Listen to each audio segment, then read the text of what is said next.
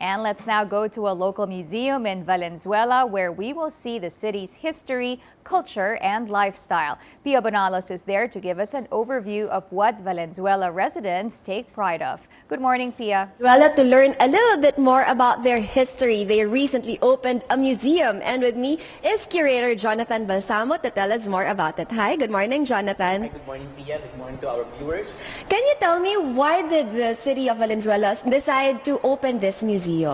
Well, basically, there is a need for every community, for every local government unit to actually address the need, for the people to be educated on its own history and culture. And so in Valenzuela, we opened last week our second museum. Oh, there is a second museum. The first one is? The first one is Museum Valenzuela. It's beside the National Shrine of Our Lady of Fatima, and it is focused on Dr. Pia Valenzuela. This museum, Pia, is focused on the local history of Valenzuela. What's very curious to me is that in Valenzuela, meron palang pugad baboy na sa alam ng karamihan like me, it's just a comic strip. Can you tell me there's something very historical about pugad baboy? Well, pugad baboy is the name of a barrio in Valenzuela. Spanish period pa ito.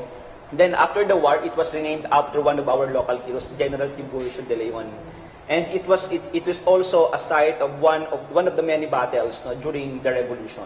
But even pre-colonial times, parang meron na tayong nahanap na ano ba yung mga rocks? Can you tell me about those during rocks? During the American period, anthropologist Henry Otley Bayer discovered or found tektites, obsidians. These are Neolithic period Stone Age tools, flake tools that suggest that in the prehistoric period, there was already a settlement here in Valenzuela. Wow! So ganun talaga ka-rich yung history, reaching back, not even just pre-colonial, pero parang talagang prehistoric times pa yun. And then, from there, of course, we all know the rich history na meron. We were colonized by the Spanish, and that is the time na lumabas ang mga heroes natin. Can you tell me who is the hero we have here right beside me? Captain Delfin Venilla, he was a medical student at UST, and just like Dr. Pia Valenzuela, he joined the revolution. He died in action during the Philippine-American War.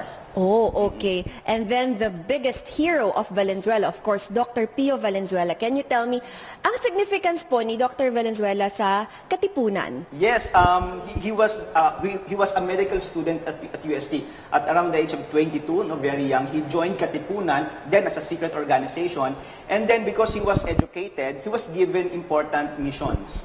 Aside from serving as a physician, like he was sent to Dapitan in Mindanao to talk to Rizal. So ano siya, emissary.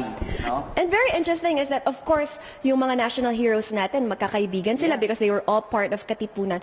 Ano bang mga iba pang relationship nila, like with Andres Bonifacio? Oo, nakakatuwa nga na, like si Andres Bonifacio, parang di ba, laki-laking tao. At si Dr. Pio Valenzuela, magkakaibigan yung mga yan. Like si Pio Valenzuela, ninong siya ng anak ni Andres Bonifacio. See, those little tidbits about history make everything so interesting. And of course, last but definitely not the least. Well, General Tiburcio de Leon, he was the first one to form an organized group, revolutionary group in southern Bulacan. And during the Biak na Bato Republic, he was recognized as Brigadier General.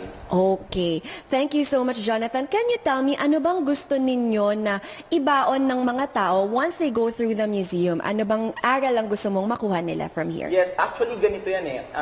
Museum is not just a place for entertainment, where people can spend time, Actually, museums are very important cultural space to educate people. So, we here in Valenzuela City Museum, parang we don't just want to miss the opportunity of inspiring the people.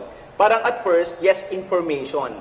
They go inside, they learn information, they learn something new, but the impact should be, when they leave the museum, they should be inspired. So, from information to inspiration. Wow, okay, and when I say inspiration, it's like you're giving them a very memorable experience. Kasi when they are inspired, particularly the kids, you're igniting them to dream good for the Philippines and also for Valenzuela. That's a really good message for everyone out there. Thank you so much for sharing it with us, Jonathan.